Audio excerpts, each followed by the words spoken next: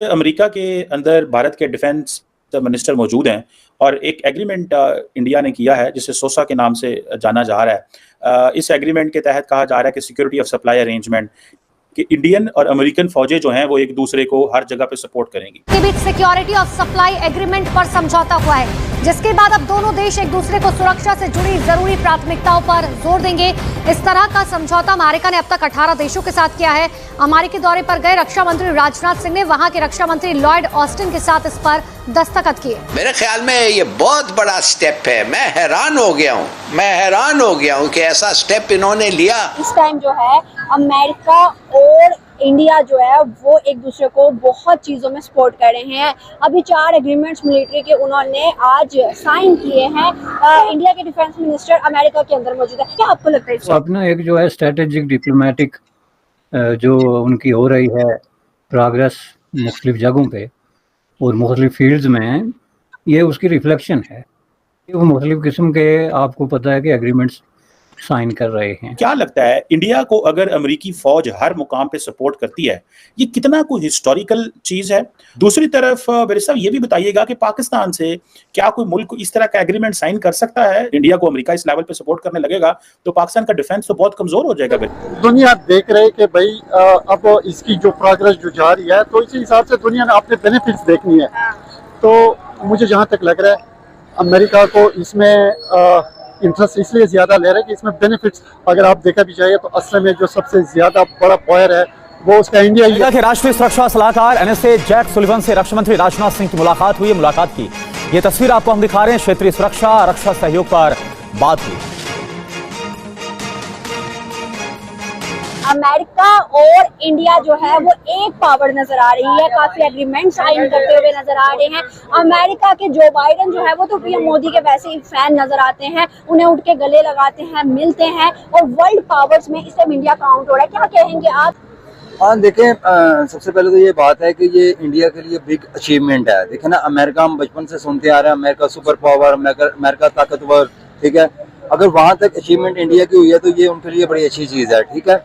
और दूसरा ये अगर बात करें ना, कहते हैं ना अमीर दे यार अमीर ही होंगे ने, गरीब होंगे ने, इस तरह अगर हम बात करें, देखिए वो एक सुपर पावर है। इंडिया नो डाउट के वो एक सुपर पावर बनने जा रही है, ठीक है। अल्फाजी तौर पे चाहे उनको सुपर पावर ना कहा जाए लेकिन वो सुपर हो चुके हुए हैं, ठीक है। जैसे कि उनकी वो इंटरनेशनल बहुत एज है, उनको जितनी बड़ी वो मार्केट बन गई है इंडिया, ठीक है। मेरा ख्याल है कि वो सुपर से भी ऊपर बन गए हैं।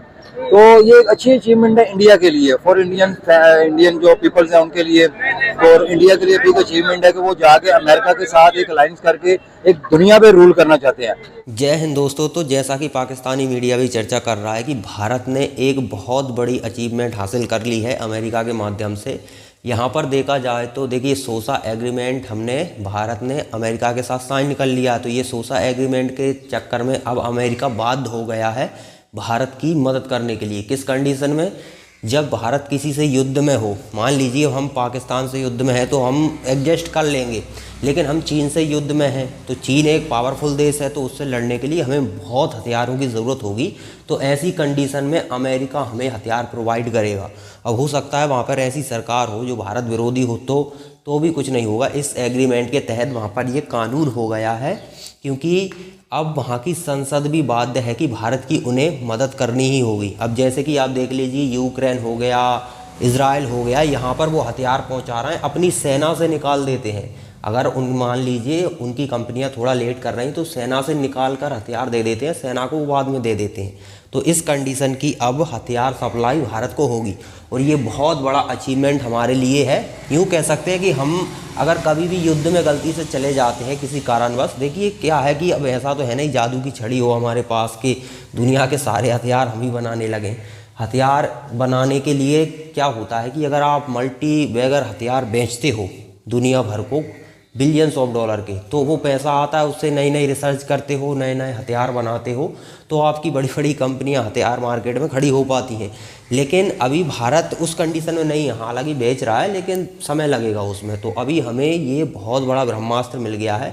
अगर हमारा युद्ध चाइना के साथ होता है, देखिए चाइना के साथ युद्ध हो सकता है, कभी भी हो सकता है, क्योंकि चाइना वही तैयारी कर रहा है तो हमें तैयारी करनी ज़रूरी है। तो चाइना के साथ हमारा यदि युद्ध होता है तो हम अमेरिका बाध्य होगा हमारी मदद करने के लिए, वो हमें जो हथियार चाहिए होगा वो प्रोवाइड कराएगा।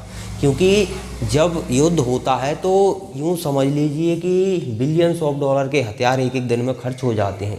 तो फिर उस कंडीशन में भारत की कंपनियां इतनी बड़ी नहीं है कि वो भारत की ज़रूरतों को पूरा कर सके, तो हमें विदेशों से मंगाने पड़ेंगे हथियार। लेकिन यहाँ पर एक कंडीशन होती है, जब हम युद्ध के समय विदेशों से हथियार मंगाते हैं तो वो विदेश भी फ़ायदा उठाते हैं इस बात का, वो महंगे दामों पर हमें हथियार देंगे और यहाँ इस एग्रीमेंट के तहत हमें चीप दाम पर ही हथियार मिलने वाले हैं। तो ये भारत के लिए बड़ी खुशखबरी है।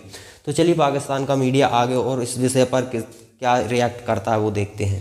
दोस्तों, एक बहुत बड़ी डेवलपमेंट हुई है भारत और अमेरिका के हवाले से कि भारत और अमेरिका ने 4 मिलिट्री फाउंडेशन एग्रीमेंट साइन किए हैं और इन 4 बेसिक मिलिट्री एग्रीमेंट साइन करने के बाद इस वक्त इंडिया जो है वो एक जो अमेरिका की जो इंडो पैसिफिक कमांड है उसका समझे इंडिया जो है वो हिस्सा बन गया और इंडो पैसिफिक कमांड का एक पूरा डिफेंस नेटवर्क है।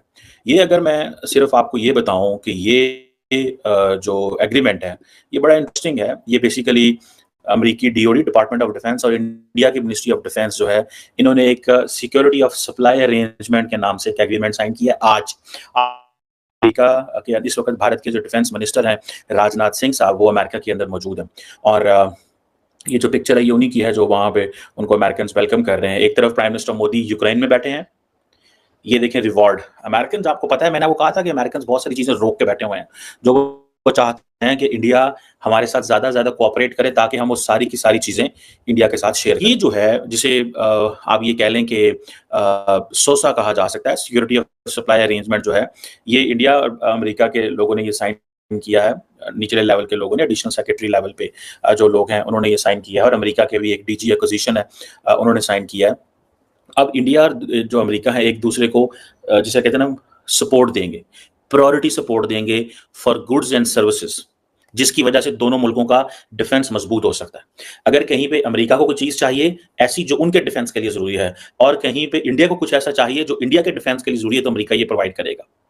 इस एग्रीमेंट और अरेंजमेंट के बाद दोनों मुल्क जो हैं वो एक दूसरे के जो इंडस्ट्रियल रिसोर्सेज हैं उन्हें एक्वायर कर सकते हैं और दूसरा यह है कि दोनों मुल्क जो हैं एक दूसरे की जो सप्लाई चेन है उसको डिस्टर्ब नहीं होने देंगे और दोनों मुल्क एक दूसरे की जो नेशनल सिक्योरिटी नीड्स हैं वो पूरी करेंगे। सो जहां पे in case somewhere in the Indian ocean, somewhere in the Pacific ocean Indians को कोई चीज चाहिए तो अमेरिकन फौज जो नजदीक तरीन होगी वो उनको प्रोवाइड करेगी। इसी तरह इसी स्पेस के अंदर अमेरिकन को कोई चीज चाहिए तो इंडिया उनको वो चीजें वहां पे सप्लाई करेगी।